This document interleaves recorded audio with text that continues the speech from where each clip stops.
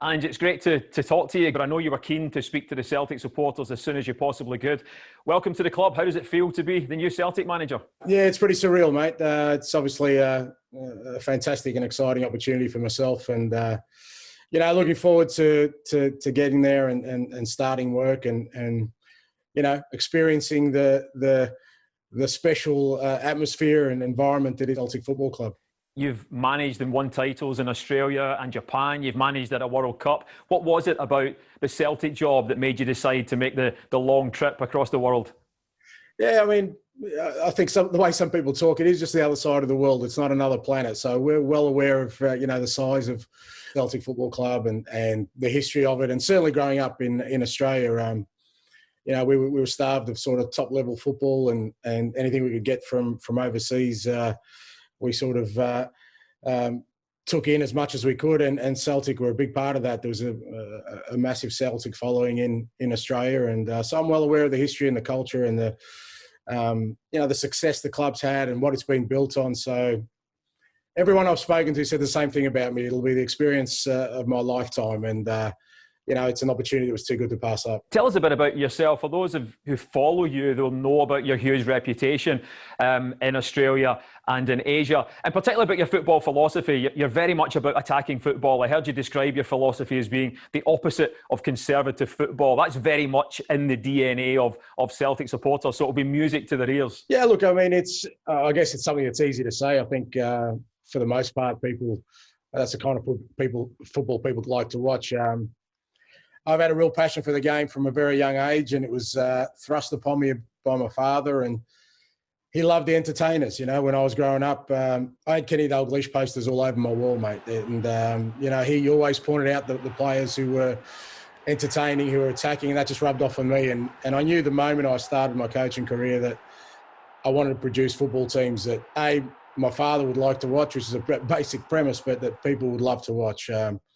You obviously have to be successful in this game. I wouldn't have lasted this long if I wasn't successful. And, I was driven to win things as anyone else. But I have a real clear idea on how I want my football teams to play. And that is to make sure that, our supporters don't sit down for 90 minutes. Definitely want to entertain, the faithful at Celtic Park and make sure that, they are excited about the way the team plays. But, again, we've always had an Australian connection there. We've got Tommy Rogic there, and I've always followed Tommy's career. And we had Daniel Arzani there not long ago. And, even before that, people like Scotty McDonald, Big Dukes has been through there. So it's a club I've followed for a long time.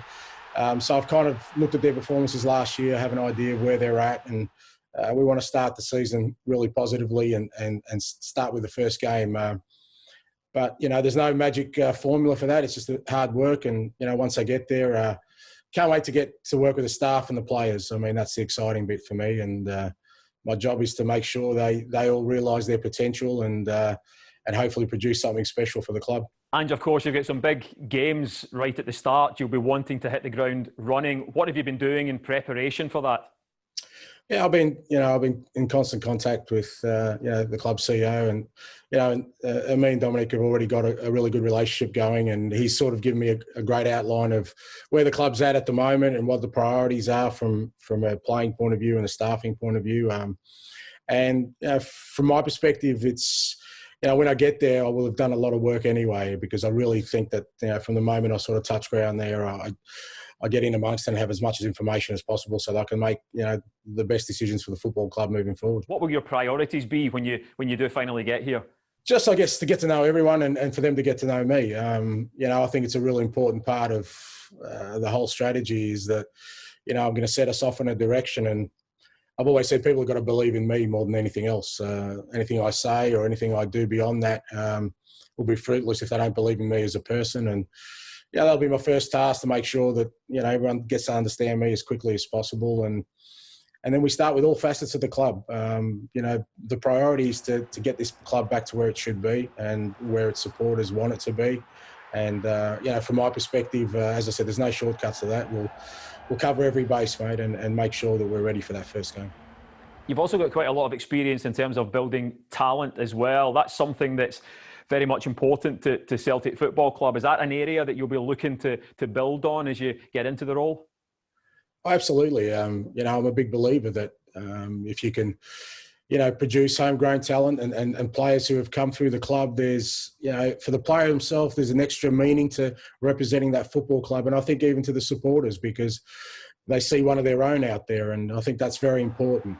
The first step of that is to make sure that the talent is being produced and nurtured at the club. And I want to get really involved with the academy process as well and see where they're at. They've produced some fantastic footballers in recent times, and my job is to give those footballers an opportunity and, as I said, make them realise their potential. But for me, age is irrelevant. It's about players who are really ambitious and, as I said, they want to produce something special. Our careers all end at one stage. But I've always felt if you can produce something that lasts well beyond your career, then it makes everything you've done worthwhile.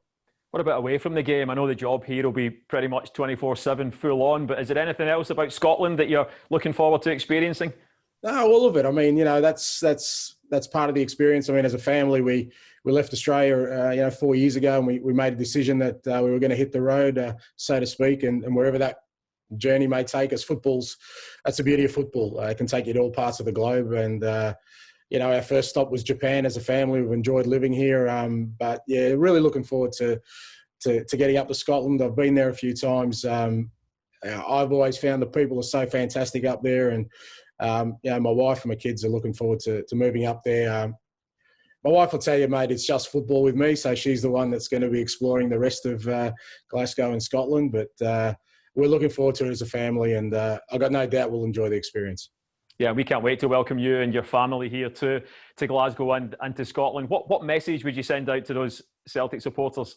Look, I guess from my perspective, it was probably the most appealing thing to me. I've been told so often about the atmosphere at Celtic Park and how passionate the supporters are, and I realise it's generational support. It's support that goes back 3 or 4 generations. Celtic Football Club is part of people's households, and all I can do is pledge to them that I'll give my all to make sure that we make them proud of their football club, and as I said, create something special. And something special means that something that they'll be a part of, and that they can talk about to the next generation of Celtic supporters in their families. So, as I said, I can't wait to get out there and start working. Over time, people will get to know me well and will understand sort of what I'm about. But for now, it's just I'd like to thank everyone. I've had some fantastic, support from all over the globe. Celtic supporters are everywhere, and somehow they've managed to get a hold of me one way or another. But I've had some fantastic support, and as I said, I look forward to getting over there and feeling that atmosphere and getting going.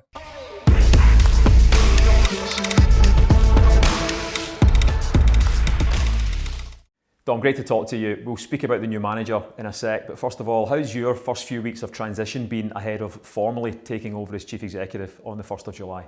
Well, I couldn't be more proud to join Celtic Football Club. It's an incredible club, a club very close to my heart and close to the hearts of many millions of people in Scotland and around the world. So the transition over the last 4.5, 5 weeks has been great. I've got a chance to meet some of the team here at Celtic, both at Celtic Park and of course up at Lennoxtown. And the passion that people have for this great club is really impressive. So my job when I start on the 1st of July is to lead this great club and bring us back to success. We have a new manager, Ange Postecoglou. What makes him the best candidate for the job? I'm delighted that we've managed to secure Ange as the new manager for Celtic Football Club. Ange is an outstanding leader and an outstanding manager. And in all my discussions with him to date, I've been really impressed by his enthusiasm for Celtic, his keenness to work with me to help modernise and develop both the footballing structures, but also the non-footballing structures to make sure that we are at the successful club that we need to be for the generation ahead. His experience at the international level, having taken Australia to World Cups, hugely impressive. His experience of winning, both in Australia and winning in Japan, massively impressive. So I'm really excited about securing a winner and securing someone that really wants to drive forward the club in a way that everyone, I think, will be really proud about. You speak about his vision. What do you see as his vision for the team going forward, and how does that align with your own vision for the club? Well, we have a shared vision, and that was really important to me, to make sure that we could have a new manager who bought into the modernising, the evolution, the development of the club, both on and off the field, both in terms of his style of play. I think he will excite the fans. In terms of his communication, I think he'll be great in terms of engaging with supporters, and importantly his philosophy, which is born out of experience at the international level, going through World Cups, but also in winning competitions. I wanted a winner, and I'm delighted that we've managed to secure Ange. We've obviously spoken to Ange through the power of technology halfway across the world, but when can Celtic fans expect to see him here? Well, we've got the challenges of the COVID environment, which everyone is dealing with at the moment. And as soon as we possibly can get Ange into the country, he's keen to meet up with the team and start working, rebuilding the squad for the seasons ahead. So it'll be a little bit of time yet, but you can rest assured that people are moving heaven and earth to get him into the country as quickly as we possibly can. You speak about the modernisation at the club that you want to see in place. How does Ange fit into that wider football development that you want to see? Well, one of the things that I've been doing over the last few weeks as part of the transition is speaking with as many people as I can across the whole club, from top to bottom, getting a sense of the challenges that we face, but also the opportunities. And there's no doubt that there's been some incredible work done, as is evidenced by Peter and the whole exec team and all the staff, in creating unprecedented success in the last number of years. We've had a disappointing season, of course we have. My challenge now is to pick everyone back up again and get us focused in the years ahead.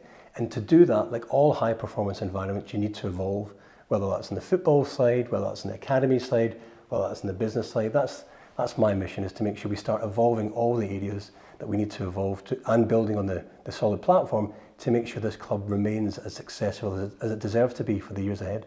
Some big fixtures coming up very soon, Dom, so Ange obviously will want to hit the ground running. What areas in particular have you been working on already with him? Well, we spent a lot of time chatting through the playing side, the coaching side, the footballing operations side.